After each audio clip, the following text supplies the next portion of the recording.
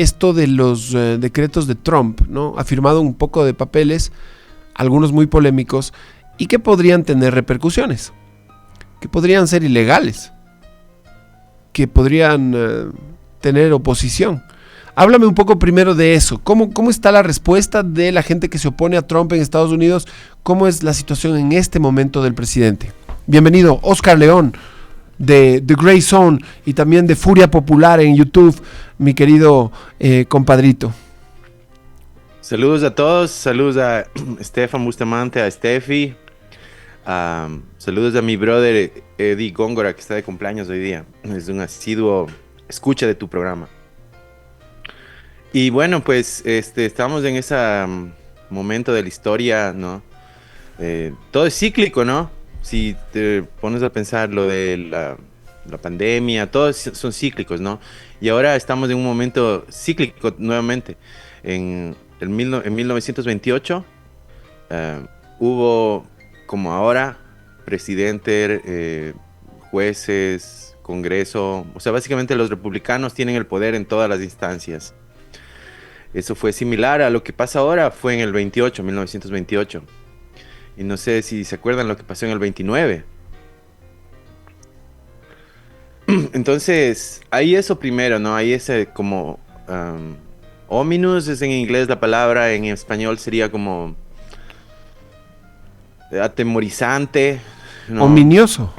Ominoso en el aire, ¿no? Porque ahí se entiende que Trump ahorita tiene poder absoluto, digamos. O sea, él más allá de que sea legal o no, por ejemplo, lo que dice de sacar a los que son ciudadanos, eso es ilegal.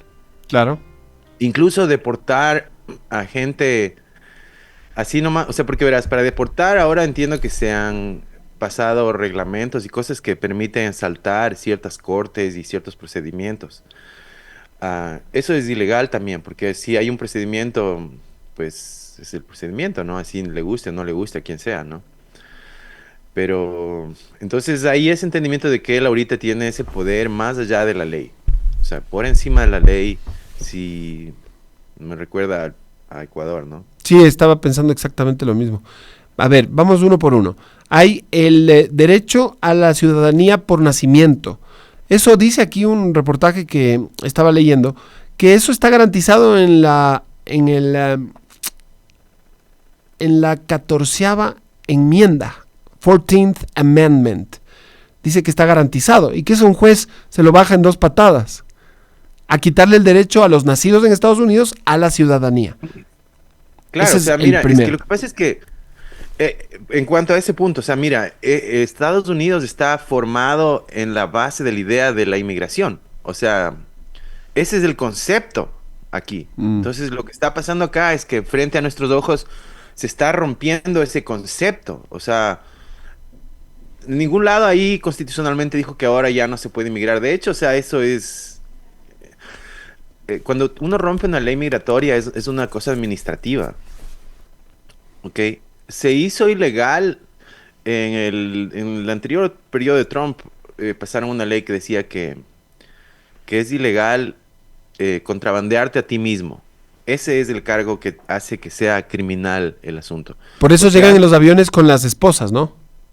Claro, porque antes de eso, no, verás, la gente que cruza la frontera ilegalmente, ¿ok? Es diferente a la gente que viene y se entrega en la frontera.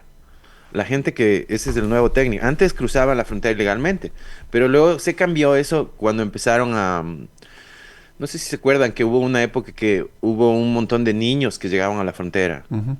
Y eso era porque era una ola de migración de los hondureños y los salvadoreños que mandaban a ver a sus familias. O sea, habían llegado ellos ya a las ciudades, se habían establecido y mandaron a traer a sus familias. Entonces, esa fue la ola, digamos. Y eso cambió porque empezaban a entregarse en los puestos fronterizos. Y eso es diferente. Ya una vez que entran a custodia de la patrulla fronteriza, se acogen a todas estas leyes que digo, son mayormente favorables a los inmigrantes, las leyes. Y sobre todo si son refugiados. Si declaran que son refugiados... Que huyen de la violencia. Claro, están huyendo de la violencia, que en estos casos de países que son llenos de crimen, como por ejemplo Ecuador, es verdad. O sea, y es muy fácil pasar eso por alto y no demostrar, porque cualquier persona tendría que volver y probar ciertas instancias y qué sé yo, y eso es difícil porque nadie te deja un recibo cuando te amenaza de muerte. Entonces, por ese lado es un cambio muy, muy grande en el espíritu de la ley. Estados Unidos hasta este punto era un país de inmigrantes, o sea, esto es, es obvio, ¿no? Y ahora está cambiando, es con lo que dice que quiere mandar a la gente a Guantánamo y todo, es una cuestión psicológica, ¿no? Está queriendo que la gente obviamente tenga mucho miedo de ir.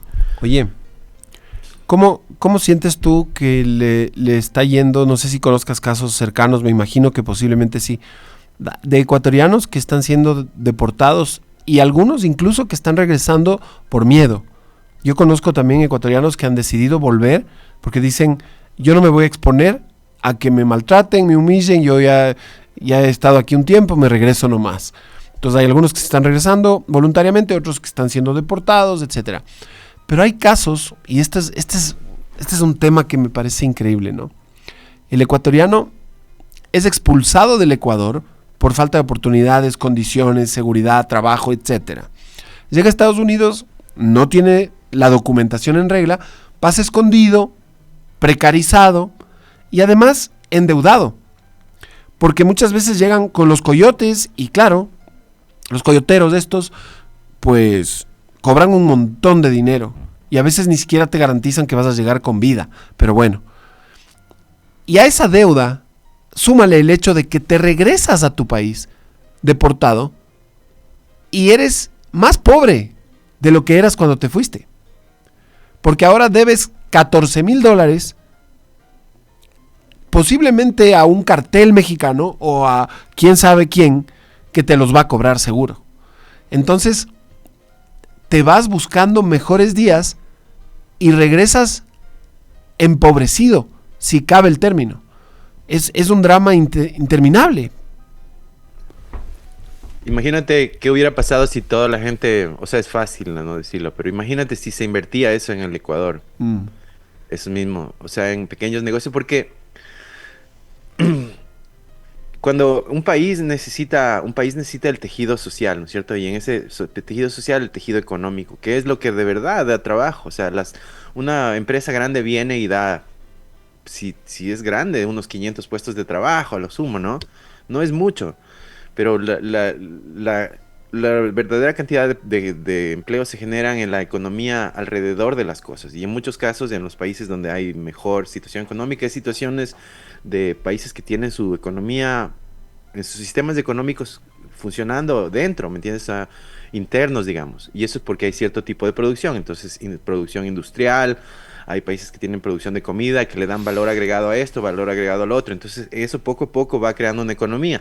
Cuando tienes una economía como la de Ecuador, que es mayormente de recursos naturales, ¿no es cierto? Y de ciertas fábricas grandes, ciertas economías de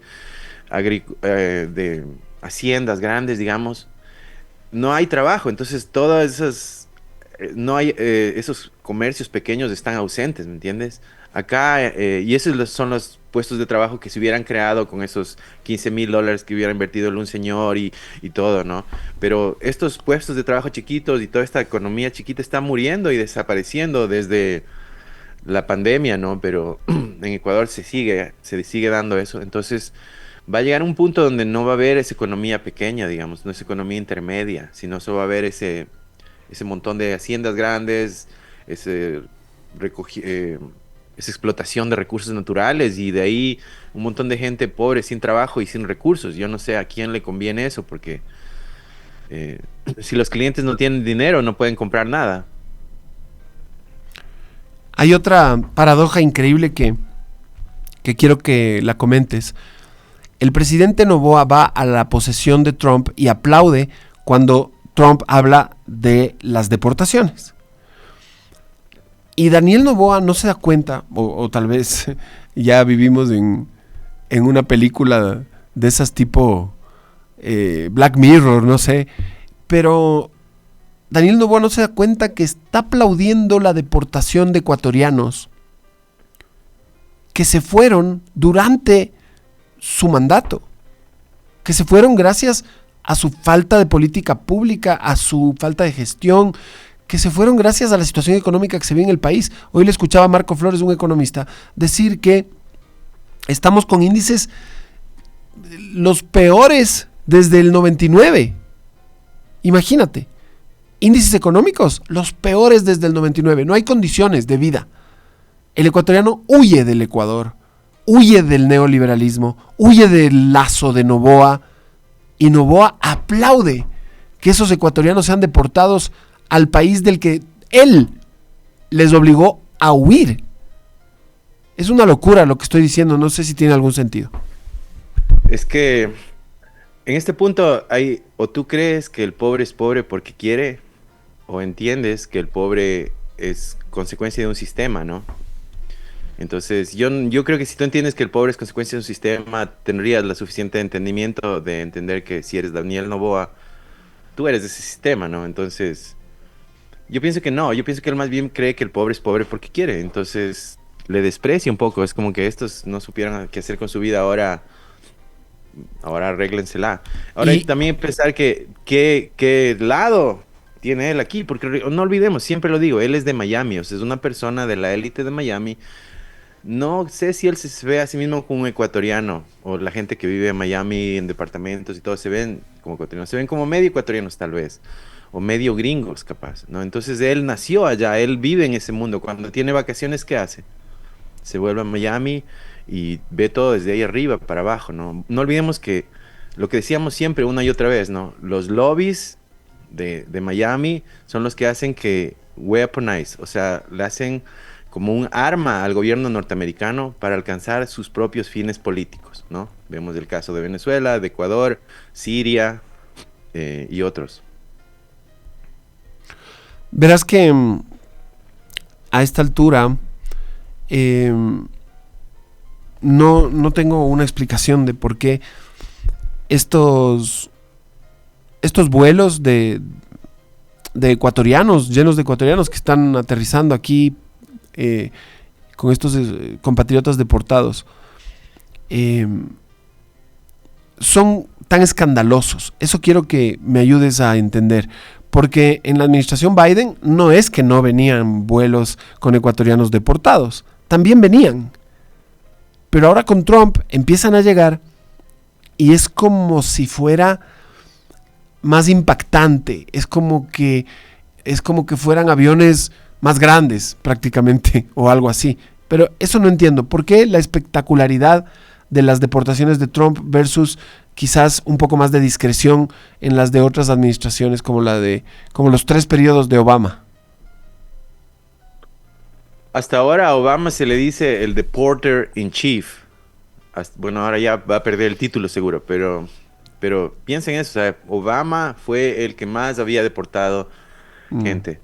Y claro, también es porque los presidentes tienen que lidiar con diferentes oleadas de inmigrantes o no, ¿no? Entonces depende a quién les llegó la oleada o no. Y ahorita Trump sufre una tremenda. Eso es porque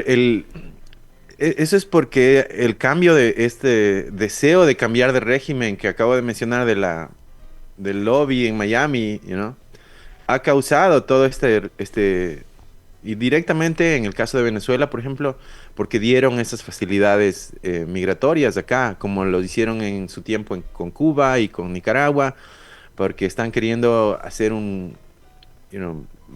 que ciertos regímenes caigan, entonces hacen que la gente salga de ahí, le dan facilidades para que luego puedan decir, miren cómo se van de ahí, ¿no? Pero hubo esas facilidades de los venezolanos que fue exactamente lo que causó esa última oleada que hubo el año pasado y cómo fueron a la frontera y trataron de cruzar la frontera a la fuerza. Todo eso era esa oleada que en su mayoría eran venezolanos, también ecuatorianos y haitianos, pero en su mayoría eran venezolanos que iban motivados por esa extensión migratoria que había firmado el presidente Biden. Entonces que ahora eliminó Trump, ¿no? De cambio de régimen, claro, la ansía de cambio de régimen de Biden y de Trump contra Venezuela fueron lo que causaron esta ola migratoria, que es la que llegó el año pasado y que es la que causó este clima electoral, ¿no? llegó y hubo crimen del tren de Aragua en Nueva York y todo, entonces eso influyó en las elecciones, es un tema de elecciones muy fuerte, entonces por eso la gente acá le apoya mucho, miren, hay latinos que votaron por Trump, ¿no? Entonces eso dice mucho, le apoyan en ese sentido porque hubo ese desbalance en la migración, si vos quieres, Claro. gracias a este fenómeno de querer cambiar un régimen, digamos, en Sudamérica, ¿no? Entonces, si hubieran dejado en paz a Sudamérica, no habría estado la migratoria. Pero estas son las consecuencias de la política exterior. Ahora llegan los Oh, ecuatorianos acá. perdón, disculpa. Y en cuanto a Trump, estaba sirviendo la mesa, digamos. Eso ahora en Trump quiere decir que Trump llega con ese mandato y lo va a hacer de la forma más pública, más espectacular. Sí cambió los aviones, eran antes aviones DC-10, o sea, los normales, digamos. Ahora están mandándoles en aviones militares que son más grandes. Hizo como un sistema para que se expedite todo eso, para que hayan más aviones militares disponibles. Quieren mandarle a Guantánamo. Hacen todo esto de una forma muy violenta. Llevan gente en la calle que era ciudadana. O sea, están varios reportes de gente de Puerto Rico o nativo americana o cosas así que han llevado a los de migración porque no cargaban un pasaporte con él y se han llevado así niños de 3 años, la mamá y la abuelita, digo. O sea, sí, ya una cosa horrible, gente que estaba en un centro comercial comprando, agarraron en el centro comercial y se los llevaron, hasta que pudieron mostrar los papeles que sí tenían, ¿no? Mm. Claro que en muchos casos no. Entonces ahora también, por ejemplo, le están dando $750 a la gente que denuncie gente sin documentos. A Entonces, ver, ese es el asco que hemos llegado, ujú. donde hace que la Tengo, gente tengo dos, se dos denuncie. asuntos. A ver, el uno es, voy a irme por, primero el de las preguntas. Me contó un amigo que en Estados Unidos se te acercan, ¿no? Los del, ¿cómo es? ICE. Y te dicen cosas como, a ver, usted, ¿cuál es su estatus? ¿Puedo ver sus papeles? Ah, sí, sí. Y después empiezan a indagar un poco más. Sus declaraciones de impuestos. Usted está aportando al IRS, etcétera. Y la gente, claro, dice, sí, sí, yo tengo todo al día, yo pagué mis impuestos, tata. Entonces es como que la parte de los impuestos es súper importante. Claro, también tienes que tener un récord policial limpio, que es lo más importante quizás, pero si lo tienes limpio y pagaste impuestos, no importa tanto que no tengas los documentos en regla. Eso me dijo un amigo, que le ha dicho su abogado, un amigo mío que no tiene los documentos. Eso era antes, o sea, obvio ayuda. Eso es algo que dices es importante. La gente, la campaña esta de desprestigio de los latinos que se hace para poder justificar la violencia y todas las cosas ilegales que hacen, como que mencionabas al comienzo, esta campaña está basada en lo que dice Trump, de que son todos criminales, de que son todos violadores. Entonces, eso le da la cobertura para pasarse la ley por donde tú sabes. Entonces, antes era así, o sea, y esto lo que menciono es porque dicen que son ilegales los inmigrantes, pero en realidad, en porcentaje es del grupo porcentual donde hay menos crimen. Porque si eres indocumentado, no te metes en líos, o sea, te portas bien, o sea, eso es bien sabido. Pagas Claro. los impuestos, te portas bien, o sea, de la gente que mejor se porta, digamos, son los inmigrantes. Entonces, lo que dice Trump es exactamente lo opuesto de la realidad. Sí, es verdad que hubo un repunte de crimen debido a los inmigrantes venezolanos y el tren de Aragua, es verdad, pero es muy mínimo. O sea, es algo como lo que hace Milei en Argentina. Dice, aquí hubo un pequeño negociado donde se robaron $100. Por eso vamos a destruir todo este sistema de andamiaje social. Entonces, igual acá, ¿no? Aquí hubo este caso donde hubo un crimen, no sé qué. Pero por eso vamos a bajarnos todos los inmigrantes. Y no están viendo que hubo como 10 casos aún peores ese mismo día de gente blanca que hizo peor cosas. Claro. Y no lo publicitan, digamos, ¿no? Porque no... Y yo quiero decir algo. Cuando hice un documental que se llama Había una vez en Arizona, que está en YouTube, la gente debería verlo. Eso salió en Telesur también. Ah, Súbelo en- a Furia Popular. sí, ahí van a ver que al final de esa serie, ¿no? Cuando llegué a la conclusión, digamos, se ve que en Estados Unidos necesitan gente, es decir, demográficamente necesitan gente, porque en el 73 creo que fue el último año donde hubo 2 que nacían por 2 que morían. ¿Ya? Entonces la gente empezó desde ese entonces a tener menos hijos, menos hijos, menos hijos. Porque Ahora es más muere caro. más que el que nace. Entonces ahora están como que 1.3 a 2. Entonces la demográfica dice que están decreciendo la población. Entonces eso quiere decir que necesitan pobladores, necesitan, y ahora Sudamérica le está mandando pobladores que tienen la misma cultura, tienen la misma religión, que es gente joven y creen en la cultura, digamos, estadounidense, ¿no? Si te pones a pensar, es diferente que lo que pasa en Francia. En Francia tienen inmigrantes africanos que no son de la misma religión, que no son de la misma cultura, o sea, son musulmanes, tienen su propia cultura, no se crean sus propios guetos y su propio subculturas. Va a ser más fuerte el choque, ¿no? Claro, en cambio en Estados Unidos se adaptan, entonces es como un regalo del mundo, un regalo de la vida darle estos inmigrantes a Estados Unidos. Estados Unidos, de hecho, debería mandar buses a la frontera para acoger a la gente joven que viene e integrarle en el sistema, educarle, gestionarle por su propia demografía, ¿no? Entonces, hay un punto en ese documental que se ve un congresista republicano aceptando lo que yo te digo y termina diciendo que lo que pasa, el problema es que no hay suficientes niños blancos. ¿Entiendes? O sea, si hay gente que viene de Ucrania, a ellos no les hace ningún problema. O sea, cuando los inmigrantes son blancos, tienen más facilidades, obvio, claro, ¿no? Entonces, no es que no necesitan inmigrantes. De hecho, Estados Unidos... Es que necesitan inmigrantes de otro color. Es verdad. Oye, para cerrar te quería agradecer y quería solamente que comentes sobre esta otra reflexión parecida a una anterior que ya hice respecto de los ecuatorianos que regresan al Ecuador. Están llegando acá y ya se está hablando en los medios de comunicación de la mano que le debe tender el Estado, ¿no? Algo tienen que hacer con esa gente viene doble endeudada, le robaron porque le cobraron 15,000, 5,000, 7,000, promedio de $12,000 por entrar a Estados Unidos y no han podido pagar porque los deportaron muy rápido o algo por el estilo en algunos casos. Y a esa gente hay que darle una mano. Entonces algunos dicen, dale 3 meses de sueldo, dales créditos más baratos, etcétera. Entonces yo encuentro esto tan contradictorio porque le están pidiendo que tienda una mano social a un tejido roto por ellos mismos que precisamente generó su migración.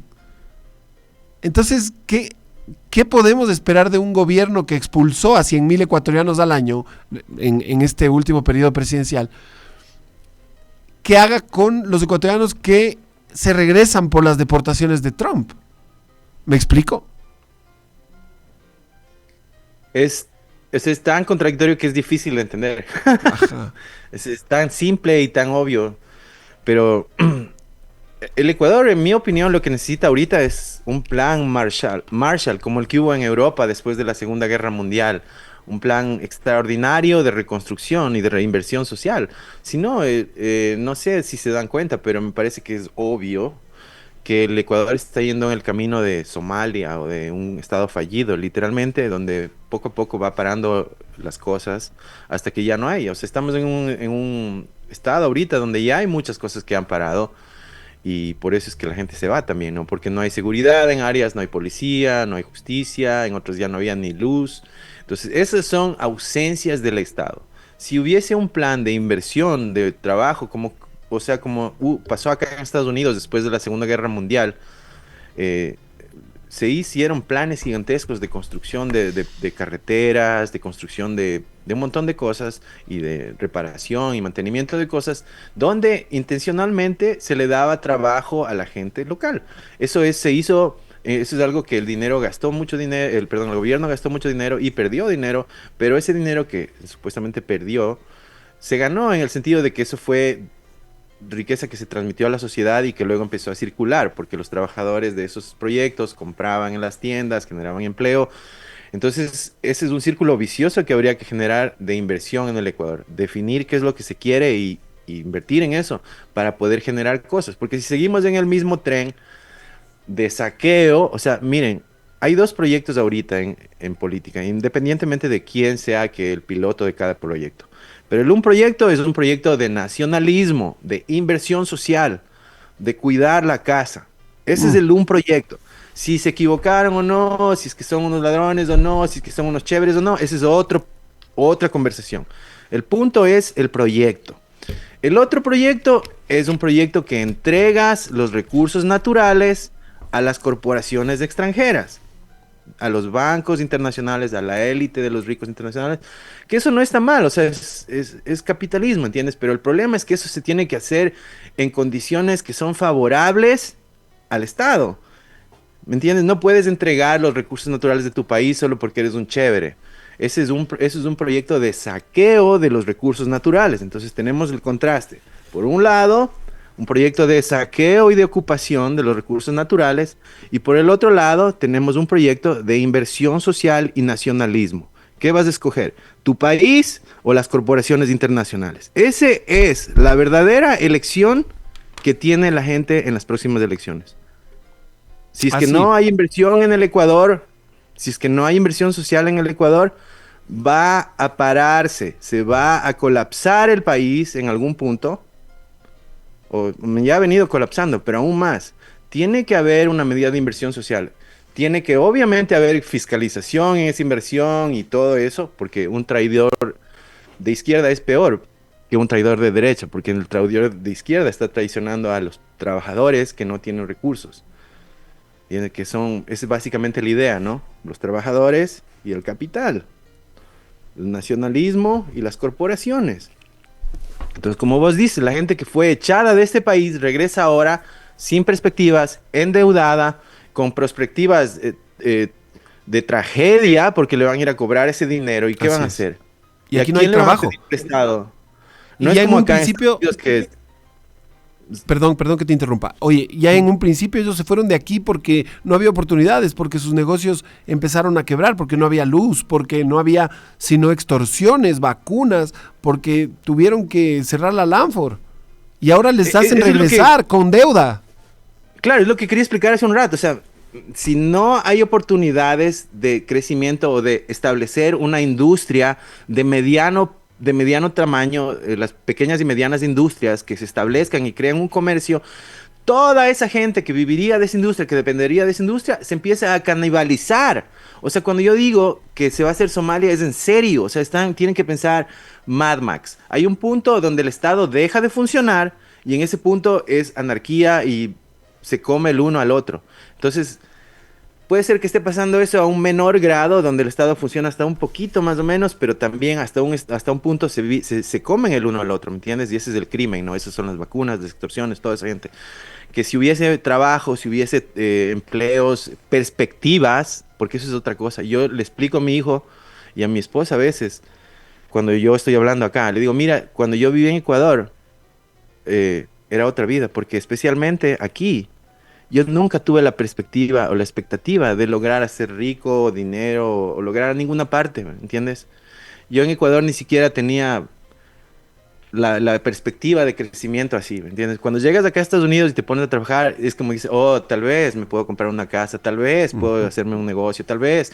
Y toda esa gente que vivió este sistema, donde es posible las cosas, donde se respetan los negocios, se respetan, ¿no? Van a ir a Ecuador y van a empezar en ese no sistema de vuelta desde cero. O sea, es algo realmente, no sé cómo explicar, la desesperación que ellos sienten, yo me la puedo imaginar, pero supongo que la gente normal no podría, porque como vos dices, la situación de que se fueron ya era desesperada. Claro. La situación en la que ahora vuelven, además del plano psicológico, es peor. ¿Y qué estado les va a recibir? El mismo que les expulsó uno de nuestros editorialistas adjuntos favoritos, Oscar León, desde algún lugar de Estados Unidos, nuestro Yunta Yankee, te voy a decir. ¿Te gusta? Te puse ese apodo ahorita de chiste para pasar el rato y molestarte. Oye, síganlo en Furia Popular en YouTube, síganlo en The Grey Zone, donde también es un colaborador activo. Salúdame mucho a todos en tu casa y estamos hablando, ¿ya? Claro, cuando quieras, y un abrazo grande para todos los escuchas. Aguante Ecuador y un abrazo grande para ti. Sigue con todo.